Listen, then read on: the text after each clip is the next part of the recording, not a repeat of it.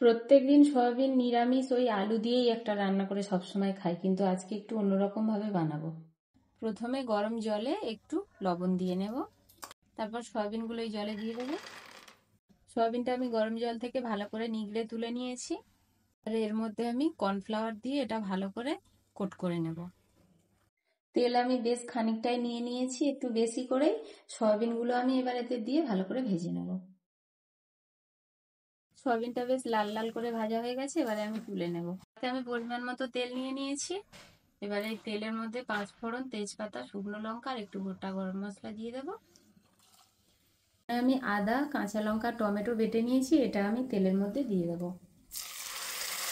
খানিকক্ষণ পরে দিয়ে দেবো ফেটানো টক দই। এবার দেবো পরিমাণ মতো লবণ, পরিমাণ মতো হলুদ গুঁড়ো, স্বাদের জন্য অল্প একটু চিনি। রংটা যাতে ভালো আসে তার জন্য কাশ্মীরি লঙ্কার গুঁড়ো দিয়ে দেবো। মশলাটা কষানো হয়ে গেছে, দিয়ে দেবো পরিমাণ মতো জল। খুব বেশি জল দেবো না, এটা গাঢ় করে করবো তরকারিটা আমি। ভালোভাবে ফুটে গেছে, ভেজে রাখা সয়াবিনগুলো এবার দিয়ে দেবো। সবশেষে আমি একটু গরম মশলা দেবো, দিয়ে আর নামিয়ে নেব। রেসিপিটা কেমন হলো কমেন্টে অবশ্যই জানাবেন, এবং চ্যানেলে যদি নতুন হয়ে থাকেন অবশ্যই চ্যানেলটি সাবস্ক্রাইব করবেন।